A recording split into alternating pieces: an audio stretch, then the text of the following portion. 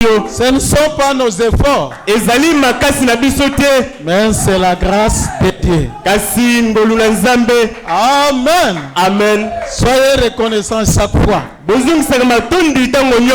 Comme on le dit, dormir et se réveiller n'est pas l'habitude,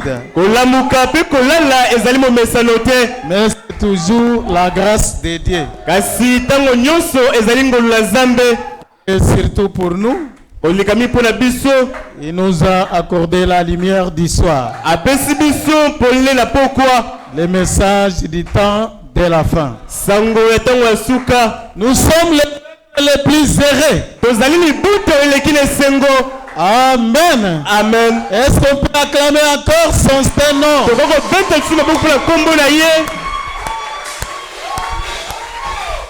Merci beaucoup. Nous prenons nos Bibles. Nous lisons dans le livre de 1 Jean, au chapitre 2. Commençons le verset 15, on peut aller jusqu'à 18. Il est dit ceci. N'aimez point le monde, ni les choses qui sont dans le monde. Si quelqu'un aime le monde, l'amour du Père n'est point en lui. Bolingaka mokilite, bolingaka pete nyonso o ezali kati na mokili. Moto oyo alingaka mokili azalaka na bolingo ya tata kati na yete.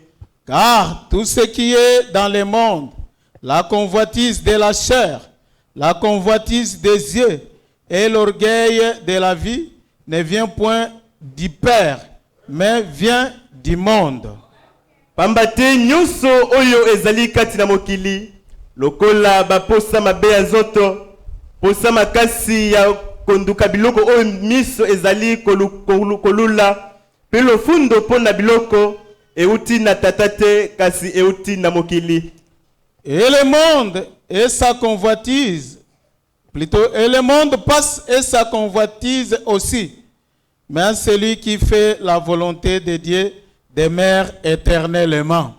Mokili pe baposa na yango ezali koleka, kasi moto oyo asalaka mokano ya Zambe aumelaka tango nyonso. Petits enfants, c'est la dernière ère.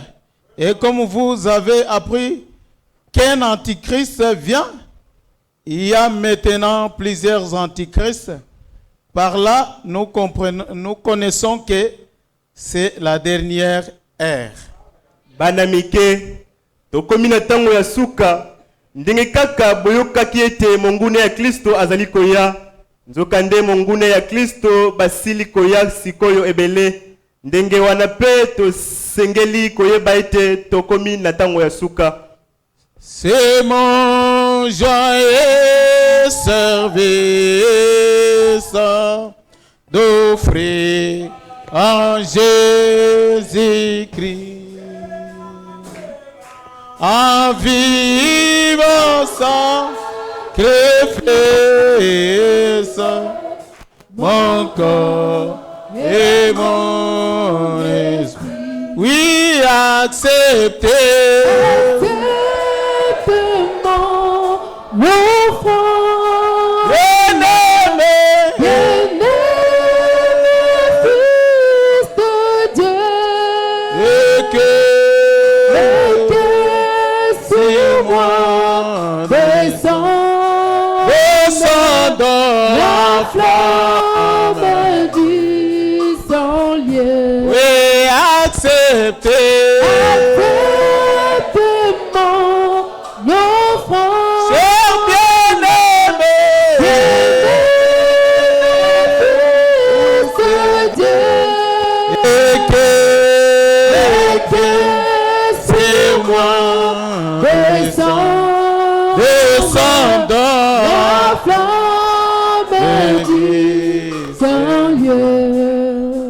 Merveilleux Seigneur Jésus-Christ,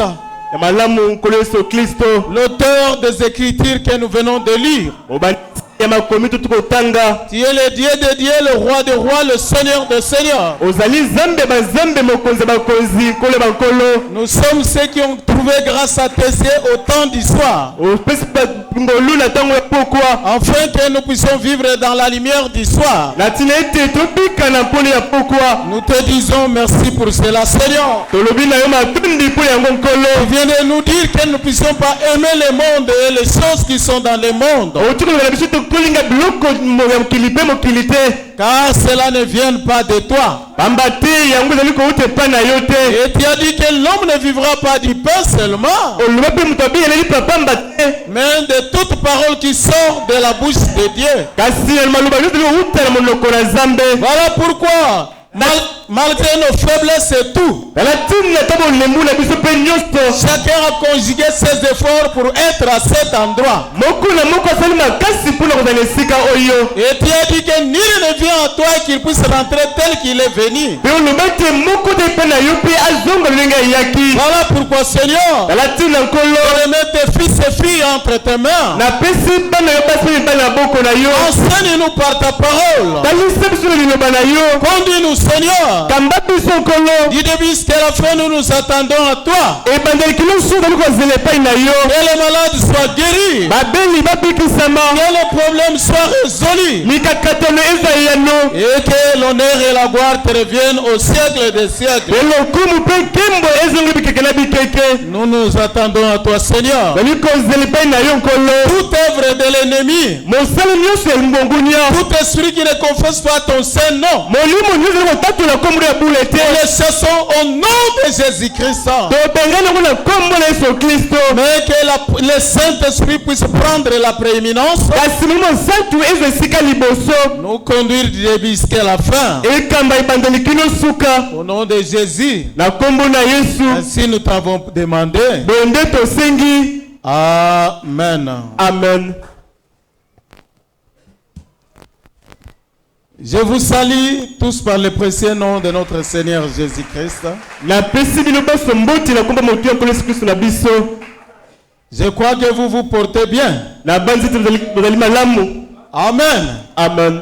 Nous continuons avec notre leçon. Tozali kokoba na malakisi na biso. Le grand thème, c'est la discipline de l'église Agapao, Mama na likambo ezali alima ya losambo agapao. dont nous avions divisé en deux grandes parties. Oyo tokabolaki na biteni mibale minene. Et nous sommes avec la première partie, Pe tozali na kiteni oyo ya liboso. qui est l'église et ses composants.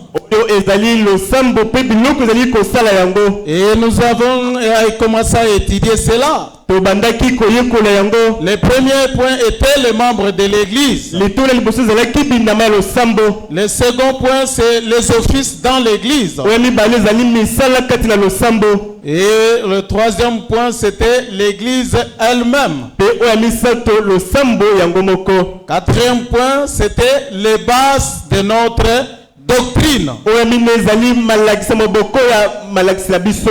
Aujourd'hui, je passe au cinquième point. Lelo na leki la etene mitano. Et Dieu voulant, je clôture la première partie le dimanche. Zambe kosunga ezali kokosukisa oyo ya liboso mokolo ya yenga. Et le cinquième point, c'est ce que nous n'acceptons pas. Pe oyo ya sambo ezali oyo tali kopesa nzela te totali kondima te.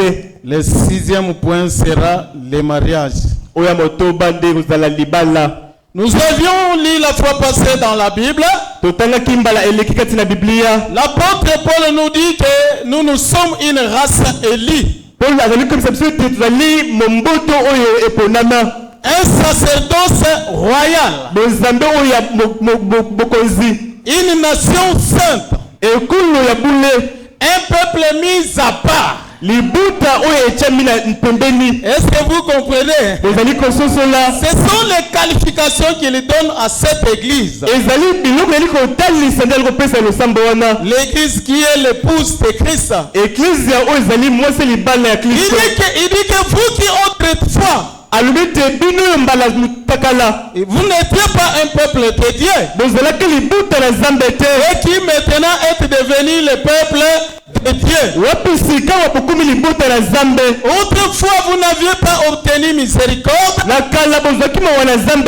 Mais maintenant, vous avez obtenu miséricorde. Ainsi, mes bien-aimés, comme étrangers et voyageurs sur la terre, je vous exhorte de vous abstenir des convoitises charnelles. Pourquoi? Puisque cela combat l'âme. Ayez au milieu des païens une bonne conduite. Cela veut dire soyez différents des païens. Amen. Amen. Et dans 2 Corinthiens, il nous a dit que je suis jaloux de vous. D'une jalousie de Dieu. Pourquoi? Puisque je vous ai fiancé à un seul époux. Qui est notre époux? C'est Jésus-Christ. Et il va nous présenter devant lui comme une vierge pure. Qui est sans tache, ni ride, ni rien de semblable.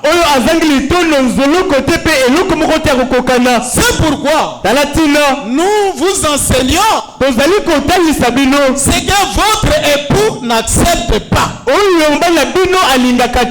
Nous aussi ici à Agapao, nous n'acceptons pas cela. C'est ça le 5e point. C'est que nous n'acceptons pas. Est-ce que vous me suivez? Amen. Le point A de ce que nous acceptons pas, c'est la vie de suivre. Est-ce que vous êtes là? Amen. Amen. La première chose que nous refusons, c'est la vie de suivre. Et citons quelques éléments de la vie de suivre que nous n'acceptons pas ici. Premièrement, nous n'acceptons pas les mariages mixtes. C'est-à-dire un chrétien doit épouser une païenne. Ou une chrétienne qu'on doit épouser par un païen.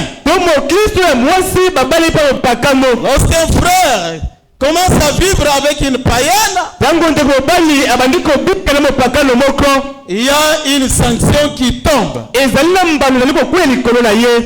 nous verrons cela dans les mesures disciplinaires. C'est une vie de suivre. Nous refusons aussi la polygamie après la réception du message. Donc un frère qui a déjà écrit le message ici à Agapao, nous n'admettons pas qu'il puisse ajouter une seconde femme.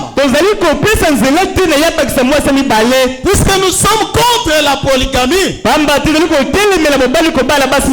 la vie de suivre. C'est la vie de cochon que dit William Marion Branham. Mais si un frère par ignorance dans le monde a épousé des femmes et qu'il répond après le message, nous n'agissons pas comme les témoins de Jéhovah. Ils demandent qu'on chasse la seconde femme. Pour nous, les frères doivent venir avec ces deux femmes. Il doit demeurer avec ces deux femmes. Une question peut vous venir en tête. Une question peut vous venir en tête. Oh pasteur, si un frère vient avec des femmes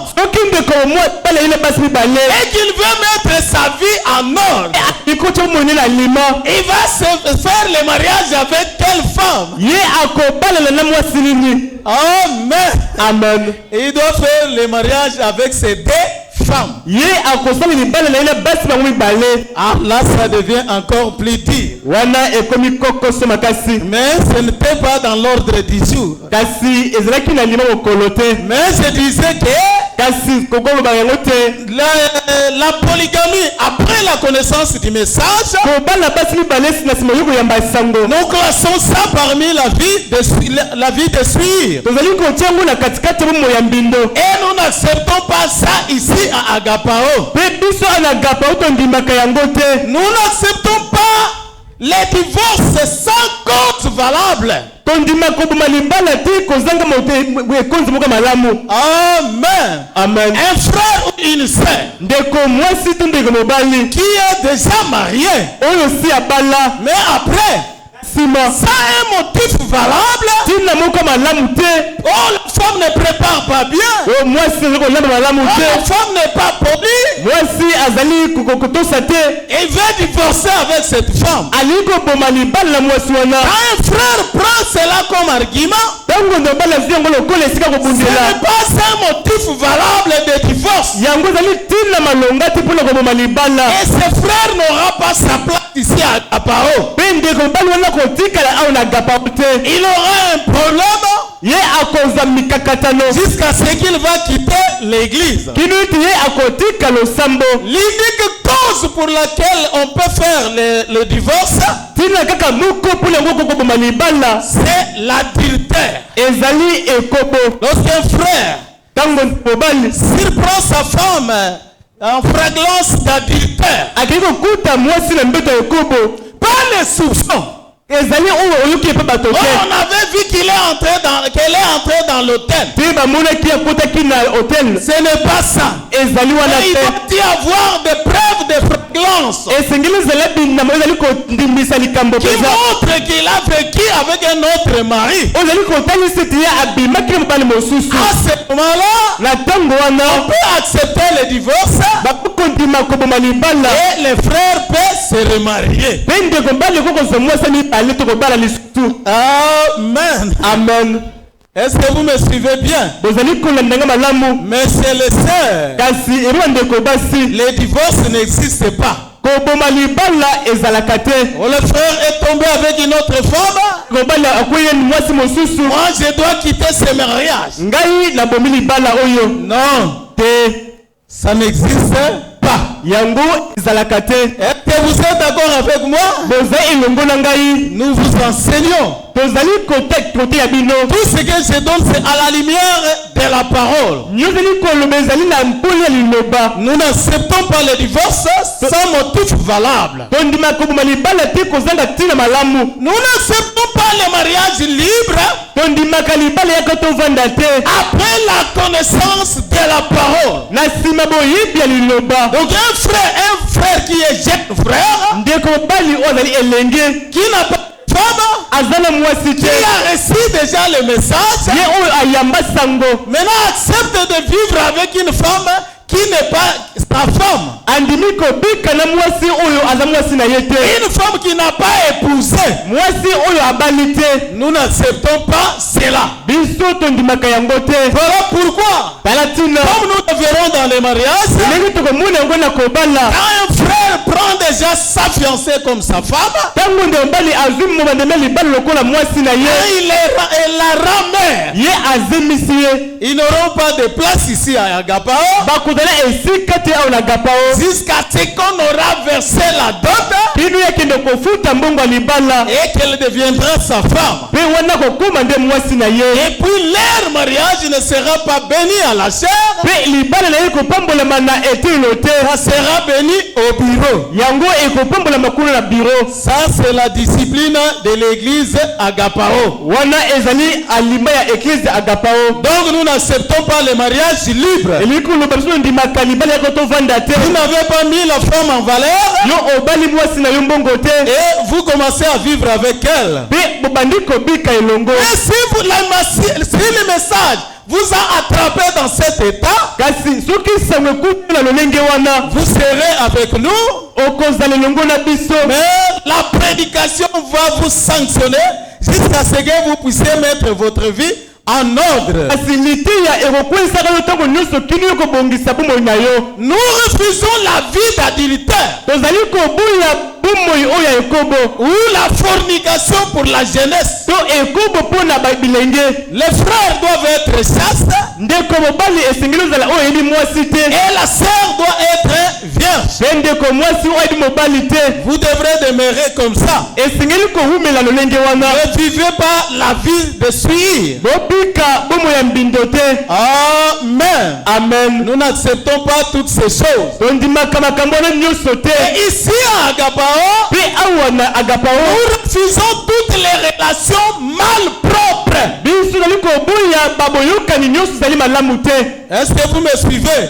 tozali kolanda Les relations malpropres. baboyokani oyo ezali malamu mpenza te. Premièrement, oyo ya liboso nous refusons l'attachement d'un frère et une sœur. tozali kobuya bokangana ndeko mobali mpe ndeko mwasi. Ils ne sont pas des membres de famille charnellement. na bonzuto boye bazali bandeko te. Et ils n'ont pas un processus de mariage. mpe bazali kolanda alima moko libala te. Mais on voit les frères chaque fois attachés à cette sœur. kasi ntango nini ozali komona ndeko mobali penepene ndeko mwasi. Ici à Agapao, nous n'acceptons pas cela. awa na agapao tondimaka yango te. Si on vous surprend comme ça, soki bamoni yo bongo on va ouvrir une action disciplinaire. bakolandela yo. Et il aura un problème avec l'église. pe yo okozala likambo na eklesia. C'est une relation malpropre. ezali boyokani oyo ezali mpenza malamu te. Ce n'est pas que le pasteur est méchant. elingi koloba ete mokengeli ezali kanza. Et il ne veut pas que les frères et sœurs soient ensemble. ete alingi te bandeko mibali mpe basi bazala elongo. Nous le faisons par expérience. tozali kosala yango na mbikela. J'ai eu des frères et sœurs nakutani na bandeko basi mpe mibali qui ont mené une vie de suivre oyo babika bomo ya mbindo à cause de l'attachement. kaka mpona kokangana. Le frère n'a jamais dit à la sœur que je t'aime. ndeko mobali ayebisa ndeko mwasi te nalingi yo. La sœur aussi n'a jamais dit que je t'aime. ndeko mwasi pela moko neti aloba na ndeko mobali te Et nalingi à yo. cause de l'attachement, kasi mpona kozala ntango nyonso pembeni. un jour il se voit poser des actes infâmes. mokolo moko bakutani basali makambo oyo ezali malamu te. Et quand souvent il y a des réparations à la Pentecôte, pe ntango ezali kobongisa na kitela nous recevons cela. toyambaka makambo ya bongo. Et nous avons découvert qu'il fallait mettre un garde-fou. pe tomonaki te esengeli totya epekiseli moko. Vous n'êtes pas des ennemis. bozali bangunya te. C'est vos sœurs, bazali bandeko basi na bino. c'est vos frères. bazali mpe bandeko mibali na bino. Mais évitez l'attachement. kasi bino bokima kozala pembeni makasi. Deuxièmement, ça crée un faux amour. oyo yami bazali kokela bolingo moko ya lokuta. Vous pouvez vous arriver à vous aimer, bokokokoma bolingana. mais ce n'était pas un vrai amour. kasi yango ezalaki mpenza bolingo ya solo te. Un jour, un frère vient pour demander la main de la sœur. bokolo moko ndeko mobali aye kosenga loboko ndeko mwasi. La sœur refuse, ndeko mwasi aboyi. puisqu'elle est déjà affectée à ce frère-là. po ete abengama na ndeko mobali wana. Elle a déjà fait un habit dans son cœur. akomisi mobali na motema. Et elle commence à refuser des frères. pe abandi koboya mibali mpo na ndeko wana. Et quand un jour, les frères-là, on sera à choisir une autre sœur, pe ntango ndeko mobali wana mokolo akomeka kopona mwasi mosusu. là, ça se déclenche. wana nde pasuki. Et on comprend que pe tososoli ete ils avaient créé une relation à cause de l'attachement. bakelaki boyokani moko mpona kokutana mingi. Ça, c'est une relation malpropre. wana ezali boyokani moko ya malamu mpenza Nous te. n'acceptons pas cela. tozali kondima yango te. Nous n'acceptons pas les carinages. tozali kondima kamfa te. Les carinages. On dit c'est ma carine. oyo nazali kobenga karine na ngai enfant. Des chrétiens bakristo qui vivent dans les carinages. bazali kobika na kimoninga. Ah, celle-là, c'est ma carine. oyo wana moninga na ngai. Nous n'acceptons pas ça dans la parole. Est-ce que vous êtes d'accord avec moi? C'est la vie de suivre. Nous n'acceptons pas les concubinages. C'est une vie de suivre. Nous n'acceptons pas la pédophilie. C'est de la suivre. Nous refusons aussi la sodomie. C'est ça le péché. Des hommes qui se marient avec des hommes et des femmes qui se marient avec des femmes. Un chrétien ne peut pas mener pareille vie. Oh, comme on nous interdit qui est des relations avec les frères. Alors vivons comme mari et femme entre nous sœurs. Il y a un mauvais esprit qui est lié à cela. On m'avait amené un garçon qui est venu d'Ngiringiri, qui était sous cet esclavage, qui était comme une femme en face des autres garçons. Mais qu'est-ce qui lui est arrivé? Quand il prenait la décision de laisser cette vie-là, il tombait chaque fois malade. Et quand il reprend cette vie-là, elle revient en bonne santé. Et un frère me l'a amené ici. Je lui ai dit que ça c'est l'œuvre du diable. Toi-même tu ne seras pas en débarrasser. Je lui ai exhorté. J'ai prié pour ce garçon. Et Dieu l'a délivré. Amen. Amen. Et les frères et sœurs ne peuvent pas vivre dans des vie pareille. Nous n'acceptons pas le lesbianisme. Vous connaissez les lesbiennes, hein? Ça on n'accepte pas. Les sodomies c'est les hommes, le lesbianisme c'est les filles.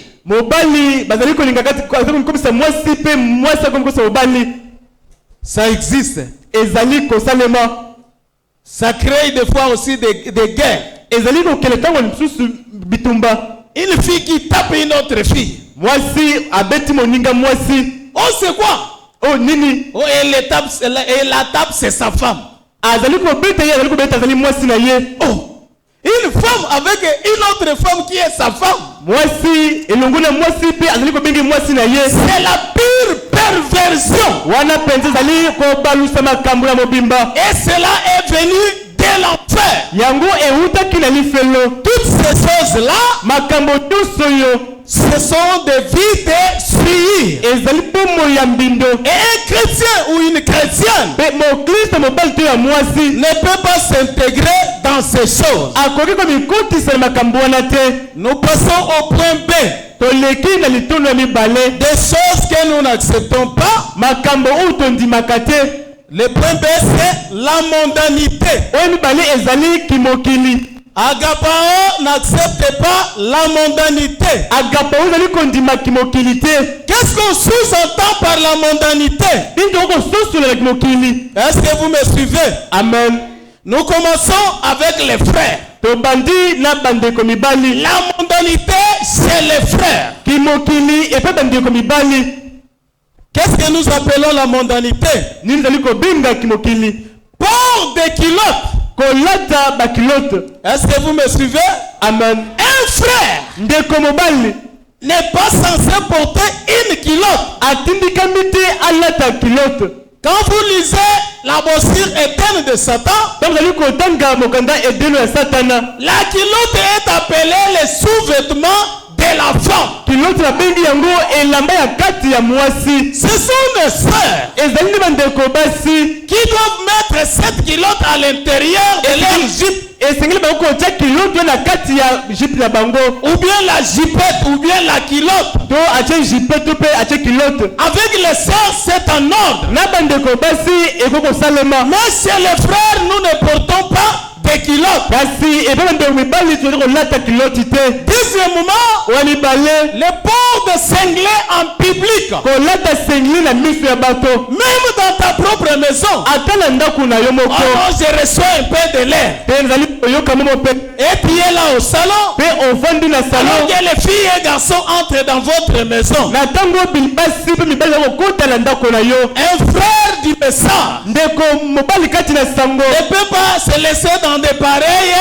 pratiques. Akoko mitika te na misala lolenge wana. Est-ce que les frères peuvent dire amen à cela? Bandu ba koko ndima yango.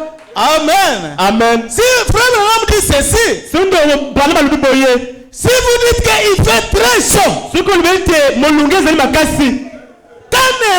qu'y aura-t-il en enfer? Ekozala lenge nini na lifelo. L'enfer va chauffer plus que ce qu'on voit ici sur la terre. Lifelo ekozala mutu makasi kolingo tali komuna mabele au. Est-ce qu'il faut fuir cette chaleur ou bien fuir la chaleur de l'enfer? Na bongo esengi okima mutu otali yango au to okima molunge lifelo. Donc un frère du message Elingi koloba ndeko bali kati na ne peut sango. pas se promener en cinglé. Akoko tambola kati na sengle. Ne peut pas rester dans le salon de sa maison en cinglé. Akoko vanda na salon ndako na ete na sengle. Ce n'est pas commode avec la parole. Ezali malamu te na liloba. Nous n'acceptons pas aussi un frère qui doit marcher torse nu Tozali kondima te mpe ndeko bali kotambolaka to lopolele devant les gens liboso na bato ou bien dans sa maison. to mpe na ndako na ye. Il a enlevé et le cinglé et le polo Alongoli na simisi bakisa mpe sengle et il est torse nu. mpe ye afandi to lopolele. Comme nous voyons les païens, lolenge ezali komona yango mpe il bapakano marche torse nu. azali kotambola to Il ne se lopolele gêne pas. azali komipekisa na eloko te.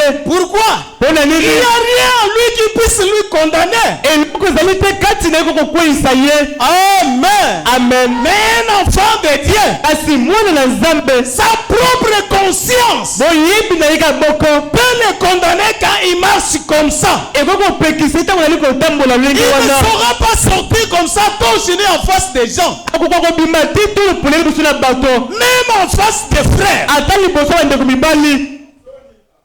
Tu enlèves tes habits, olongoli bilamba na yo tu es torse nu. yo ozali to Nous lopolele sommes entre nous frères. te tozali katikati ya biso bandeko Oh, bandeko mes mibali bien-aimés, ce n'est pas commode. te bandeko mibali ezali malamu te. Amen. Amen. Nous n'acceptons pas cela. biso tondimaka yango te. Est-ce que vous êtes d'accord avec moi?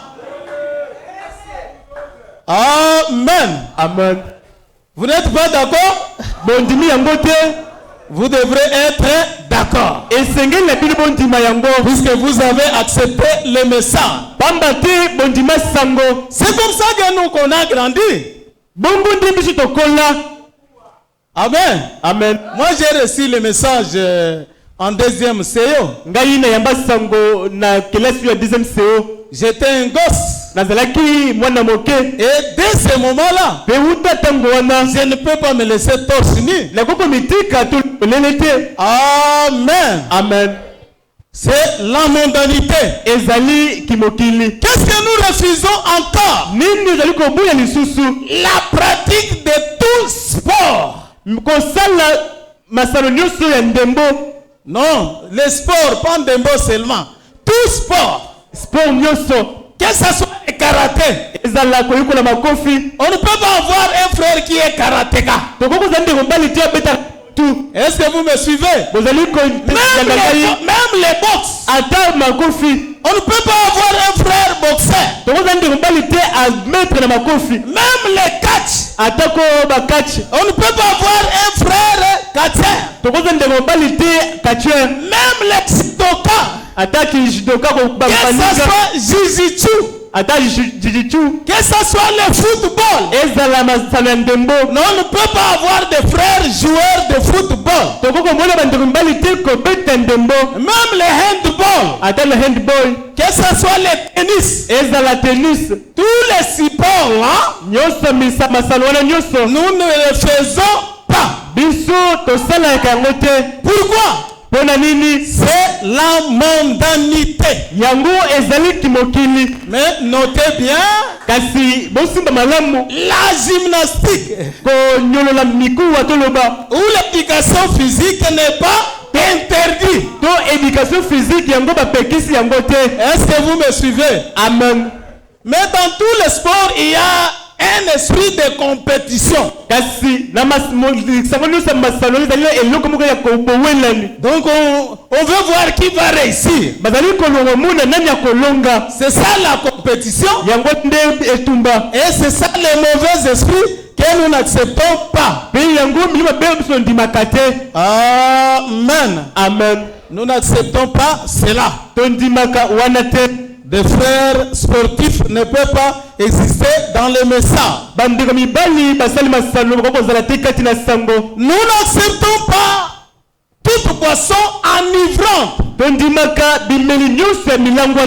Que ce soit la bière, que ce soit le whisky, que ce soit le vin rouge, que ce soit le lotoko, ainsi de suite. Un frère ne peut pas prendre toutes ces choses. Nous devrons nous tenir loin de cela. C'est de la mondanité. Et cela suit votre corps. Un chrétien ne peut pas fumer la cigarette,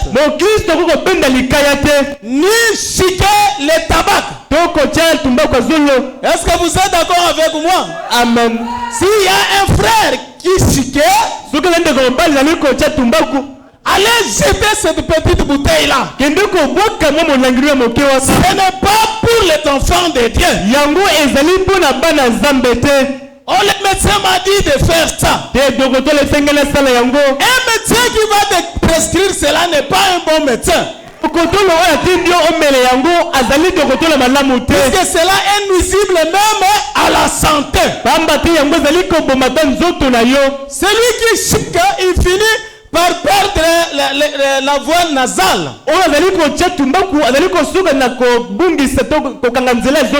Il commencera à parler comme on le dit dans le nez. Est-ce que j'ai dit la vérité? Amen. Ce n'est pas une bonne chose. Et la cigarette est préjudiciable à la santé. Ça détruit le corps. Alors comment pourriez-vous me dire qu'un médecin puisse recommander cela? Amen. Amen. Ça ne serait pas un bon médecin.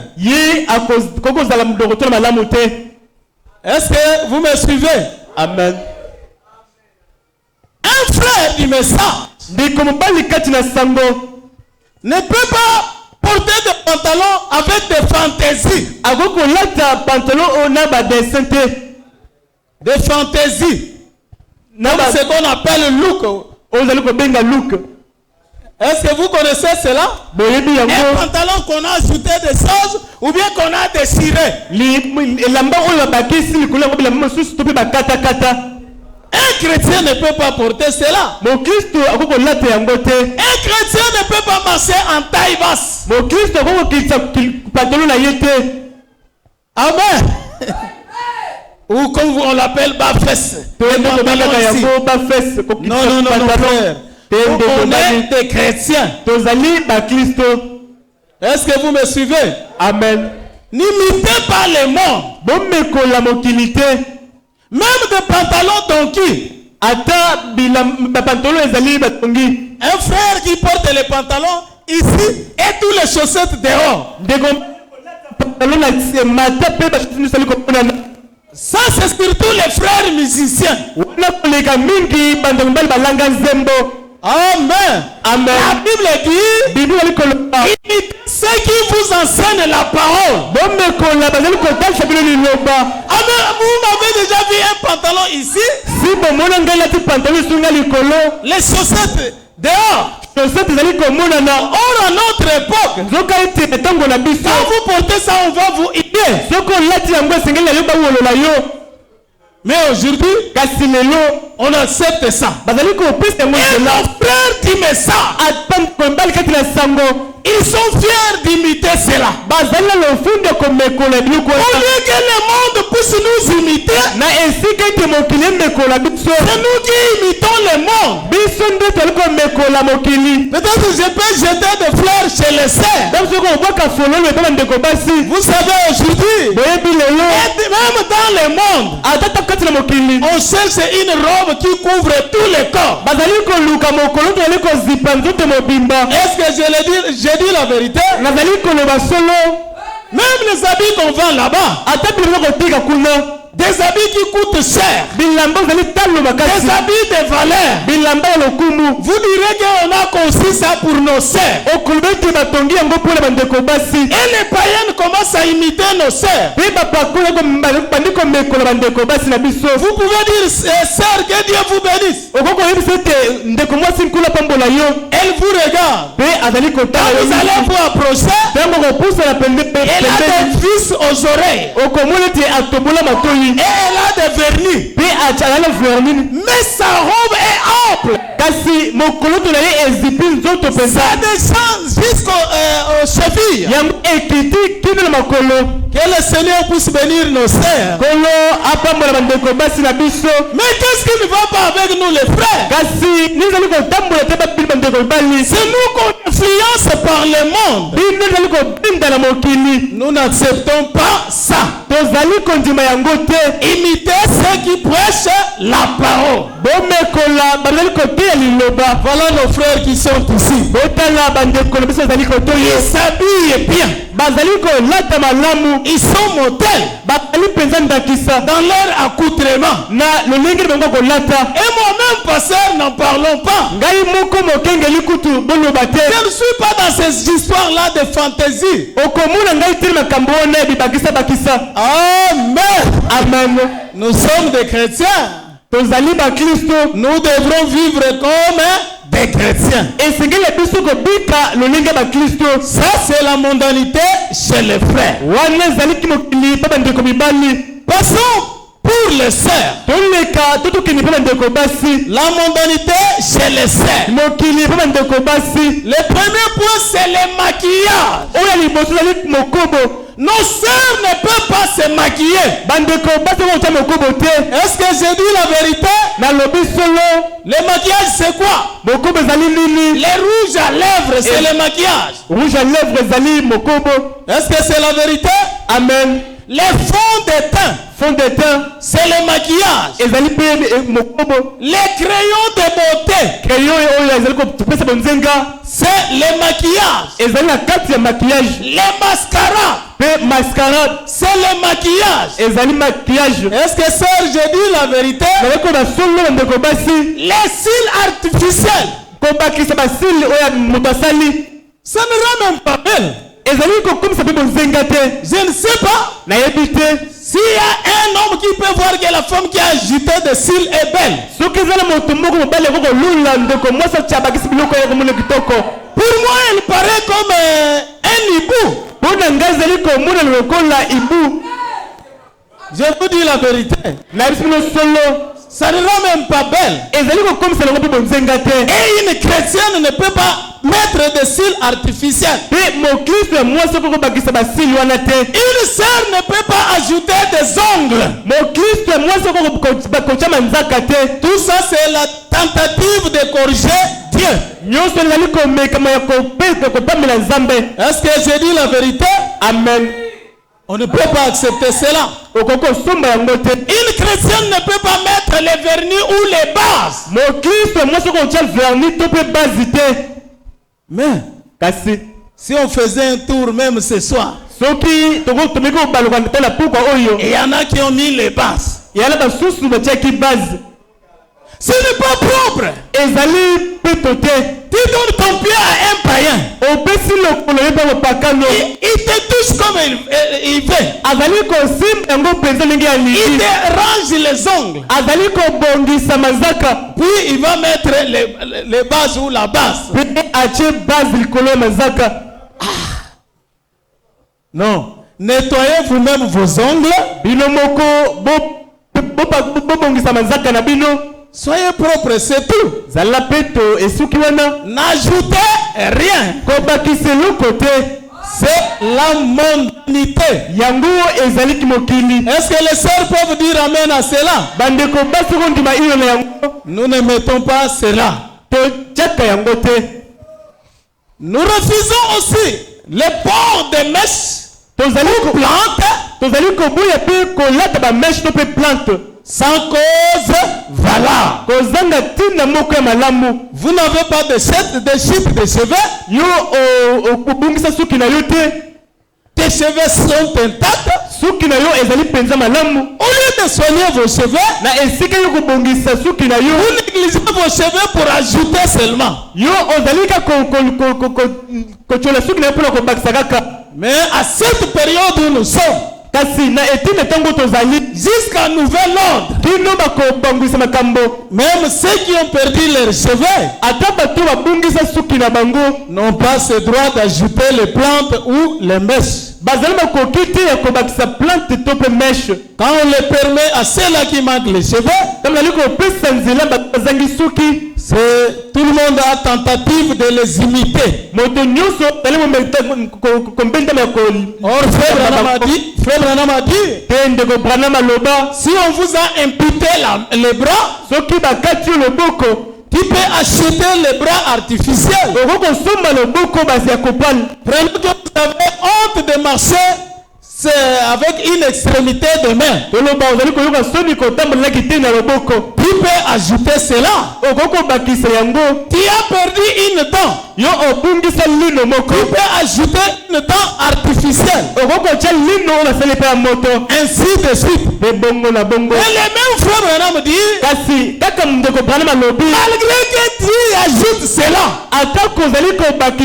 cela ne remplacera pas la main artificielle. Yango ekokita la penza te loboko oyo ya solo ya nzambe askela. Est-ce que j'ai dit la vérité? Amen. Cette main-là trompeuse ne saura pas toucher quelque chose. Loboko oyo lokutana ekokosimba lokote. Cette dent-là que tu as ajoutée, tu ne sauras pas marcher avec. Lino oyo bakisi okokolela na yango te. C'est pour dire que ce que Dieu a créé vaut plus. Alors pour ne pas en perdre, prenez soin de cela. Est-ce que c'est la vérité? Amen. C'est Frère Branham qui le dit. Hein? Si vous négligez à brosser vos dents, vous finirez à en perdre. C'est Frère Branham qui le dit. Et quand vous négligez la parole de Dieu, vous finirez par rétrograder. Amen. Amen. Amen. Et beaucoup sont des rétrogrades parmi nous. Oh, comment le pasteur peut dire cela? Si les gens sont sincères, peuvent se dire que moi je suis rétrograde. Je n'arrive pas à monter dans la prière comme je le faisais avant. Mais tu as perdu ta position. Tu es rétrograde. Amen. Amen. Donc nous n'acceptons pas le port de mèche, ni plante, sans cause valable. Nous n'acceptons pas non plus les fils à tricoter, ni les fils de pêche qu'on a mal utilisé, qui donnent l'apparence des mèches. Est-ce que vous me suivez? Amen. Jusque là, Vous pouvez utiliser le fil de pêche. Vous pouvez utiliser le fil à tricoter. Mais faites-la d'une bonne manière. N'exagérez pas.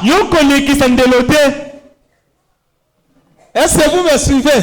Amen. Vous faites ça à l'image des mèches, ça tombe jusqu'au dos là-bas. Ça même en ici. Et on fait ça très gros. À la manière du monde. Là, vous aurez des problèmes avec les théâtres. C'est dans le cadre de maquillage. Est-ce que vous me suivez? Amen. Deuxièmement, nous refusons les tenues scandaleuses.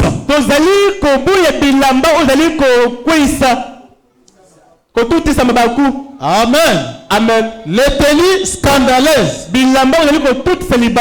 Jupe ou robe qui n'arrive pas largement jusqu'au mollet ici.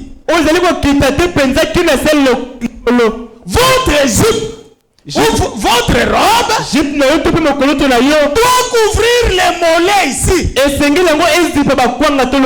Vous savez, le corps de la femme est attrayant.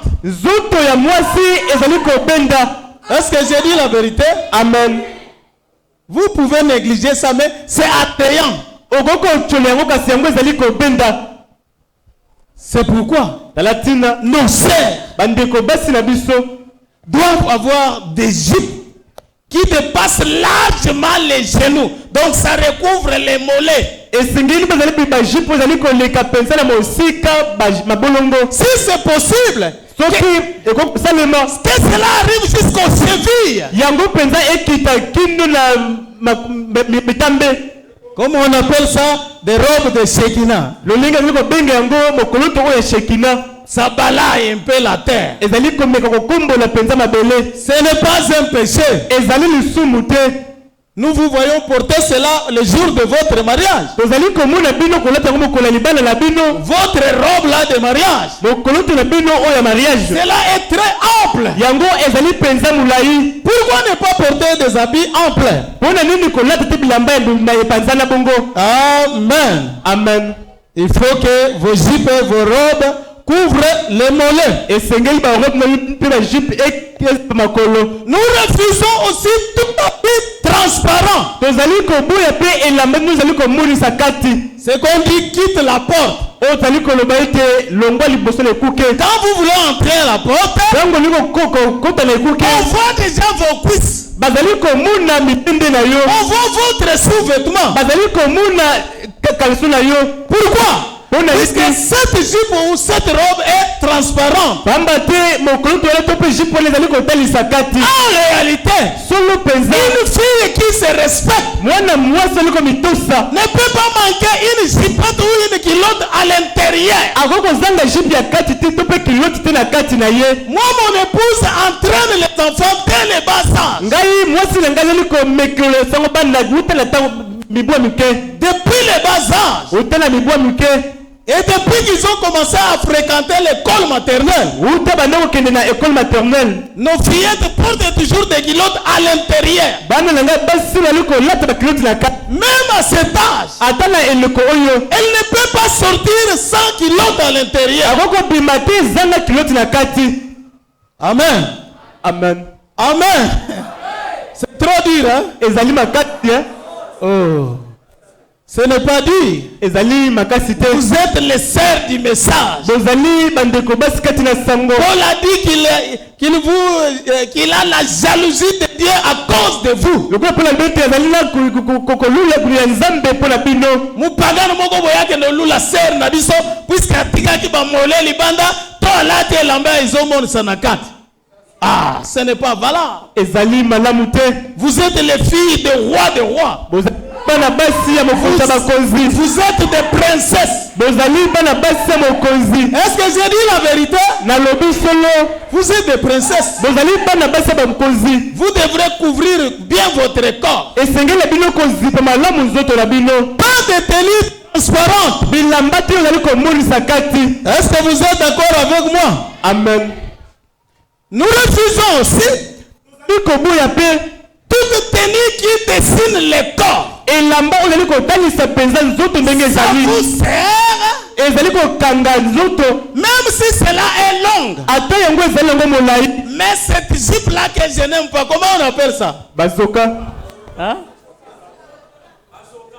Bazoka, hein? Moi je n'aime pas ça. Vous portez ça? C'est bien, c'est long. Mais ça dessine la limite de votre sous-vêtement. Ça, ce n'est pas pour les enfants de Dieu. Est-ce que les sœurs sont d'accord? Moi, même dans ma maison, ça ne peut pas entrer. Maman n'acceptera pas ça, même si papa a voyagé 10 ans de passé.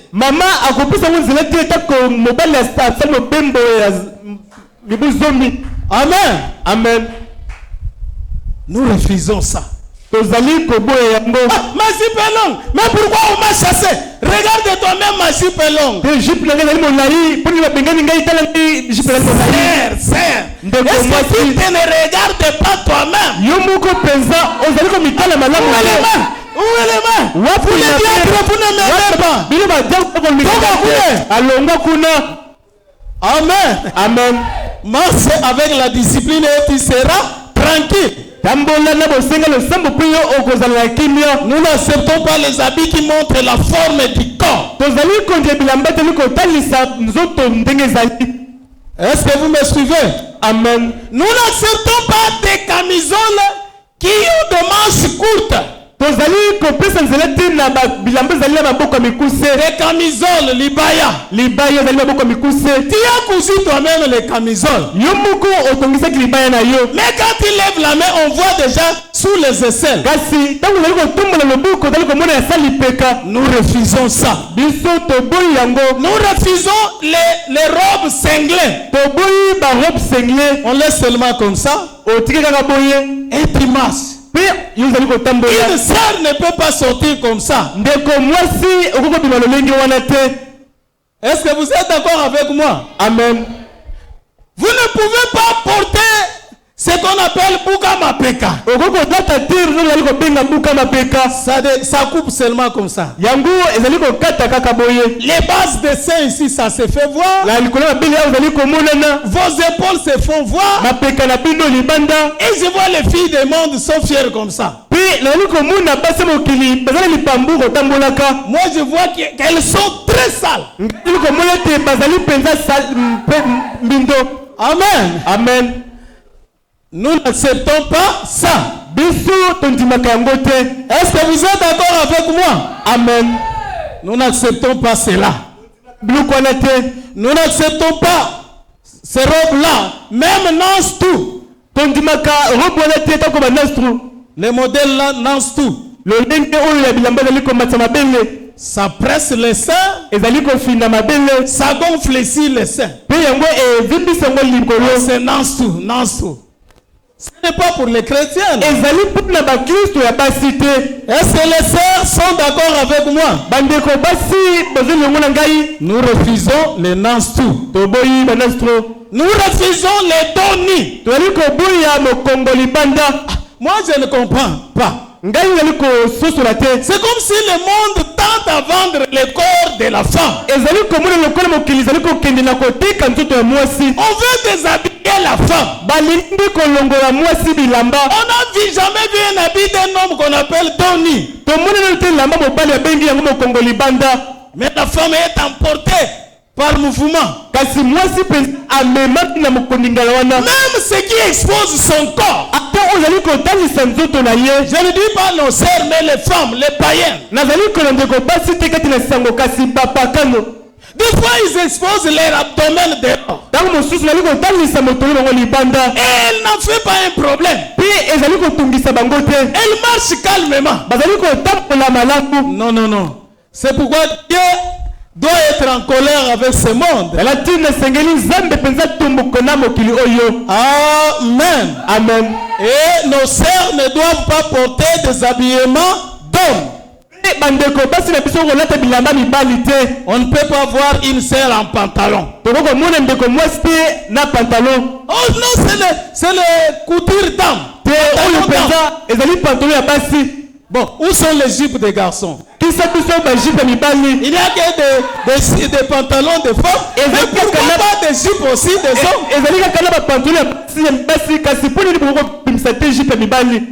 Dans ce cas, on va dire qu'il y a l'injustice. Amen. Amen. Alors une chrétienne ne peut pas être emportée par de pareilles choses. Pas d'habillement d'homme. Nos sœurs ne doivent pas porter des boucles d'oreilles. Est-ce que vous êtes d'accord avec moi? Amen. Oh papa, ce ne sont que des vices. En réalité, nos enfants qui naissent dans les mestans ne peuvent pas avoir des oreilles trouées. Qu'est-ce qui fait que vous avez un bébé dans les messages, mais les païens vous foncent et vous trouez les oreilles de l'enfant?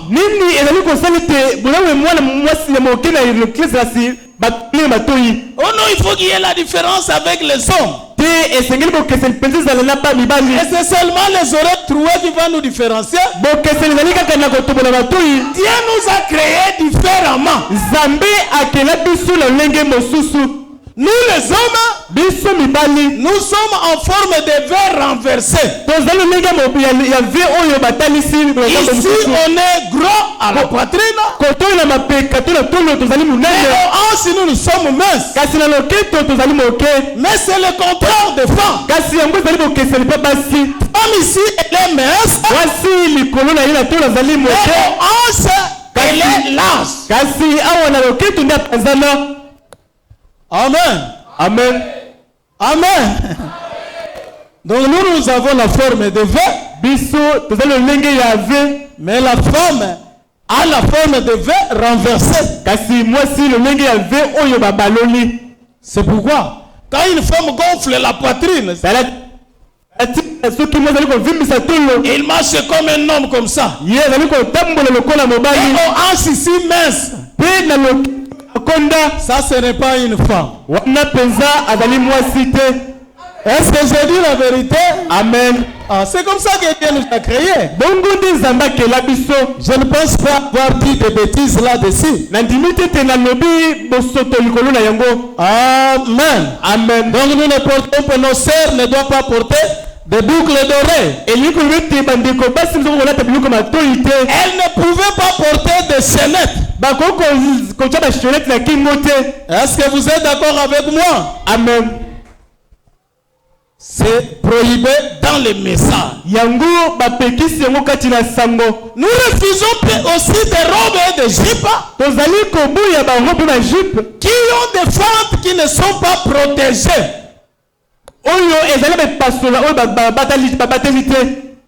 Je sais, il y a des robes ou des jupes qu'on fait. On fait quoi, la fente, mais à l'intérieur, on met quelque chose qui couvre la fente. Mais toi,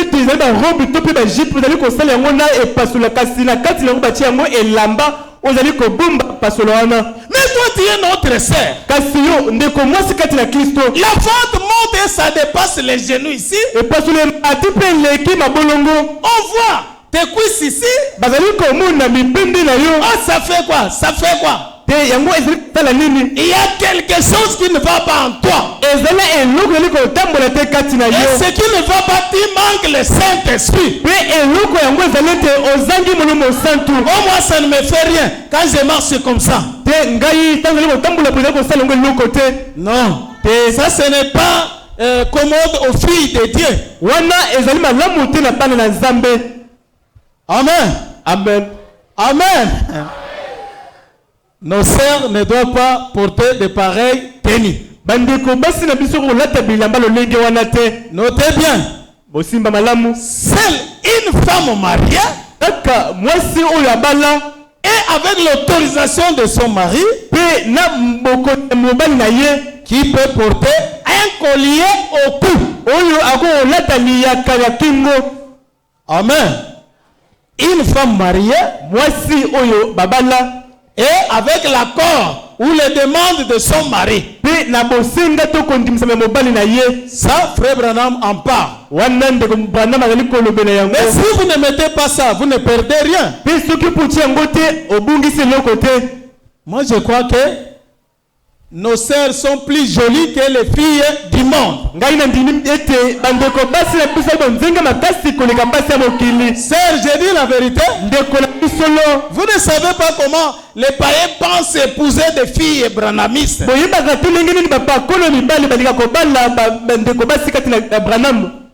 Ah, s'il y a des femmes épousées, ça doit être des branhamistes. Bazali kolmete sur les basi kobala esengela za la branhamiste. Mais le problème, c'est leur doctrine est difficile. Kasi mikakato ezali te matlakisi bango penza zali pasi. Ils ont beaucoup de lois. Bazala mibeko njike. Il n'y a pas de loi. Mibeko zali te. Amen. Amen. Mais c'est notre vie. Kasi ezali bombo ina biso. C'est ce que nous devrons vivre. Yangonde sengela biso bikela. Pour aller terminer, nous prenons maintenant ce qui concerne les frères et sœurs. Pour nous reconnaître, celui que je suis quand etali na mbala moko bandeko basi pa mibali. La mondanité pour les frères et sœurs ensemble. Ki mokili pona basi pe mibali. Nous n'acceptons pas des frères ou sœurs qui peuvent faire des théâtres. Tozali kondimati bandeko basi to mibali bazali kosala ba théâtre qui ne sont pas religieux. Oyo ezali ya basambelité. Cela veut dire que dans notre église, on peut faire une pièce de théâtre, mais selon la parole. Mais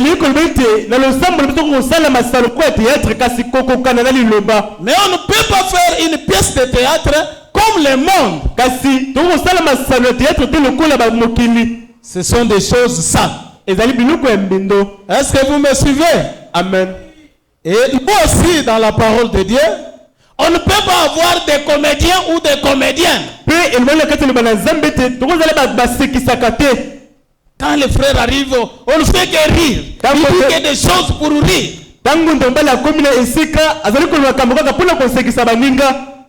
Ou même la sœur, elle fait la comédie. Ce n'est pas pour les enfants de Dieu. Nous refusons aussi tous les jeux d'hasard. Nos frères et sœurs ne peuvent pas jouer au jeu de cartes. Oh non, papa, c'est la distraction. Sortez ça de votre maison. On ne peut pas jouer au jeu de dés. On ne peut pas jouer au jeu de Damien. Nous ne jouons pas les PMI. Nous ne jouons pas les jeux de loterie. Nous ne jouons pas les jeux de kicker. Nous ne jouons pas les paris foot. Nous ne jouons pas les winners. Est-ce que vous me suivez? Amen.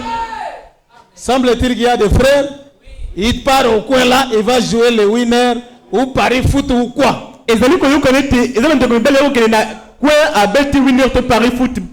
Si c'était par ignorance, aujourd'hui tu as la connaissance. Si tu retournais encore à les jouer, on te fera que bouffer. Tu ne gagneras jamais. Oh, le pasteur nous a maudit. J'ai maudit ces gens-là. Toi, tu es un chrétien. Ou une chrétienne. Qu'est-ce que tu fais dans les paris foot? Non. Ce n'est pas pour les enfants de Dieu.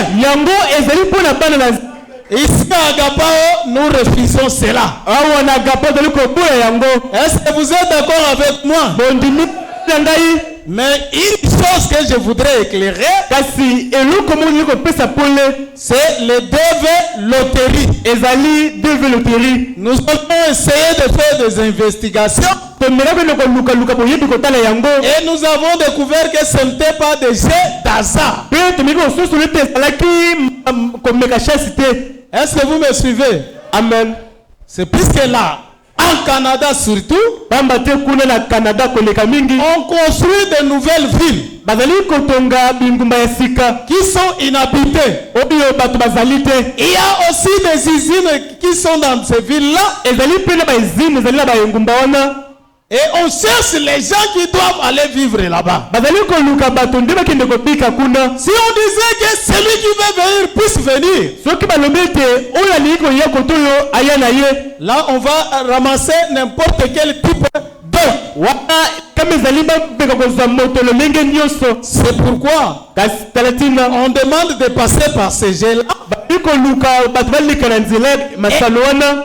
On va regarder aussi votre identité, Bakotala penza pe oyo zali na mobimba. les études faites, Bakelasi na kotala vos qualifications, ba makoki na yo votre âge.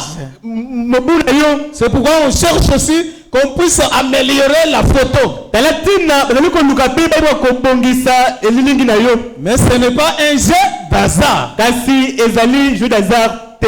Est-ce que vous m'avez compris? Amen. Donc n'allez pas condamner un frère qui a joué à cela pour tenter la chance de voyager. Bokinde ko kwesa ndengmbali te o akina ko beta jona pona ko meka ngala ya ko kende mobembo. Nous refusons toute musique mondaine, Tozali ko buya ba nzenzi nyonso ya mokili. que ce soit la musique profane, Ezala musique oyo ya profane. qu'on appelle comme musique de Wera, Ozali ko benga ba wera. musique de Fali, Musique ya Fali. la musique de Kofi, Musique ya Kofi. la musique de Ferre, Musique ya Fere. ainsi de suite avec les Jibé Piama. Na ba jibe piel pe ba kisa ba ko ba Et tout tikali. ce que vous connaissez, Pe ba nyonso yo boyebi. nous on ne peut pas danser avec cette musique. Biso do ko bina te na nzembo On nzembo ne wana. peut pas mettre cette musique dans notre fête. Bakoko cha musique wana te na milulu ya On ne biso. peut pas avoir cette musique dans notre téléphone. Donc vous avez la musique wana te na ba pareil na biso. Est-ce que j'ai dit la vérité? Amen. Même la musique folklorique, Ata musique oya bokoko to ya coutume. la musique de Kaskasongo, Musique ya kaskasong. ce n'est pas pour les chrétiens. Ezali pona ba Kristo La te. musique de Pierre Manouana, Musique ya Manwana. ce n'est pas pour les chrétiens. Ezali pona ba Kristo te. La musique de Sokor, Musique ya Sokoro. ce n'est pas pour les chrétiens. Pona ba Kristo te. Mais ça m'étonne. Il y a des chrétiens qui aiment ça. Ezali ba Kristo ba lingaka yango. Qu'est-ce qu'il y a de bon dans cette musique? Nini ya malamu ya kati ya musique wana? C'est une musique pour rendre triste. Ezali nzenzo ezali ko kolekisa toka mawa. Est-ce que j'ai dit la vérité? Amen. Il n'y a rien de bon. Eluka malamu kati na yango ezali te. Seulement on vous montre que vous êtes malheureux. Kaka bazali kotalisa te ezali yo muta mawa. Yokele ya tatele ya didi masika ibungye. Tango nazakana tata na kolia mtongo midi pokwa. Donc maintenant tu es malheureux. Sikawa okoma na yo muta mawa. Et on voit notre sœur, elle se lève avec sa fleur autour du cercueil. Pe akotele mana fololo nzinga nzinga ya sanduka liwa. Bon, moi je laisse passer quand même. Ngai na yeko lisa mosusu. Mais ce n'est pas pour nous. Kasi yango ezali pona biso te. C'est une musique qui vous montre que vous êtes malheureux, misérable. Ezali musique ezali ko italisa te. Ozali muto wa mawa. Vous n'avez personne pour vous aider. Ozali na moto te pona kosunga yo. Alors que nous on a Jésus. Nzoka ete tozali na Yesu. Amen. Même si je manque papa et maman, Atako nazangi tata pe mama. mais j'ai le Seigneur Jésus. Kasi nazali nkolo Yesu. Ça vaut plus. Yango eleki C'est motuya. la meilleure consolation. Yango nde kobondisa malanga malamu. Quand on met ça dans les deuils, Tamba ti yango na. toutes les femmes se lèvent. Basi na yango telema. Toutes les femmes. Basi nyo zali ko telema. Et certaines ne pleurent pas les cadavres ici. Ils pensent à son père ou à sa mère qu'on a enterré l'année passée. Pe basu zali ko lela ebembe zali wana te kasi zali ko kanisa o tata na kufa to mama ne bakunda kala. Ou bien leurs cousins qu'on vient d'enterrer l'année passée. Tonde ko bakundi mbaluto la. Et ils se lèvent, ils pleurent celui-là. Atelemi pe azali ko lela mutu wana. Non. nous ne pouvons pas vivre dans cet état-là. Est-ce que vous êtes d'accord avec moi? Amen. Et même dans ton téléphone, frère, on ne peut pas avoir cette musique-là. Nous avons des musiques chrétiennes. Pourquoi ne pas en trouver dans ton téléphone? Le problème qui fait que toi tu en as, puisque tu es lié à la coutume. Est-ce que j'ai dit la vérité? Amen. Ah. Donc pour nous, nous n'acceptons pas cela. C'est la mondanité. Nous refusons les images pornographiques. Un chrétien ou une chrétienne ne peut pas prendre son temps à regarder les images pornographiques. Ça ne vous fera que vous écarter de Dieu. Nous refusons aussi la masturbation. Un frère ou une sœur qui se masturbe, là aussi il y a un mauvais esprit lié derrière cela. La masturbation amène des femmes de nuit et les maris de nuit.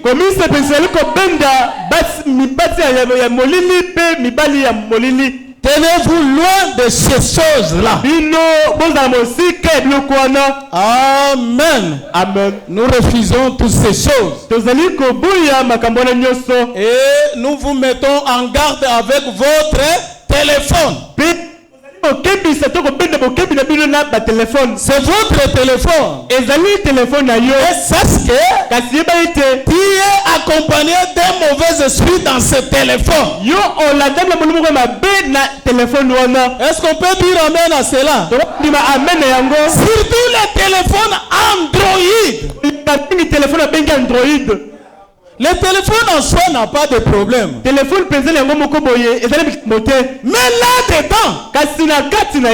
il y a des choses et des choses qui peuvent vous rétrograder sans le vouloir. C'est pourquoi j'ai dit, faites attention avec votre téléphone. Est-ce que vous êtes d'accord avec moi? Amen. Votre téléphone. Mais sachez que le téléphone est plus mauvais que la télévision. Si frère Branham a appelé la télévision l'enfer vision, sachez aussi que le téléphone c'est plus pire. Puisque la télévision, tu peux avoir la crainte des parents. Vous êtes ensemble et tu ne sauras pas mettre cela. Mais le téléphone, tu es parti seul au lit. Tu ne dors pas. Tu es en communication. Tu causes avec qui à ces heures tardives? C'est pour ta destruction. Amen. Amen. Des fois, le téléphone prend la place de Dieu. Est-ce que j'ai dit la vérité? Amen. On peut oublier à prier, mais on n'arrive pas à oublier son téléphone. Donc ton téléphone a pris la place de Dieu. Tu adores le téléphone. Tu ne l'adores pas que tu mets le téléphone et tu es à genoux. Tu ne l'adores pas en t'agenouillant. Mais cela te prend plus de place que Dieu. Est-ce que j'ai dit la vérité? Amen. Surtout la jeunesse. Les frères comme les sœurs. Des fois des heures tardives, elle est où il est en ligne. Vous causez avec qui? Faites attention. Ça bosala keba ne fait que vous détruire vous-même. yango ezali kosala kaka nde kobebisa yo moko Ça vous ôte les qualités d'un bon chrétien. ezali kolongola yo makoki ya mokristo Ça vous affaiblit. ezali kolembisa yo Ça vous ôte les pouvoirs de la prière. ezali kolongola makoki ya kobondela. Je ne crois pas qu'il y ait quelqu'un qui est chef attaché au téléphone et qui est fervent dans la prière. na ndimi tena moto moko aza ntango nyonso liboso ya telefone mpe azali na nguya na libondeli. Amen. Amen. Ça, c'est un avertissement. wana ezalaki likebisi Puisque c'est vous qui gérez votre téléphone. bamba te bino tozali konangela batelefone na bino. Pour ce soir, on s'arrête là. mpona pupa oyo tosuki awa. Que le Seigneur vous bénisse. kolo apambola bino.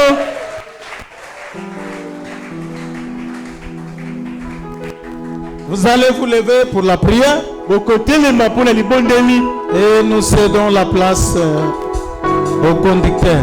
mpe totiki esika na motambusi. nzambe apambola mokengeli na biso. Nous avons des requêtes devant nous.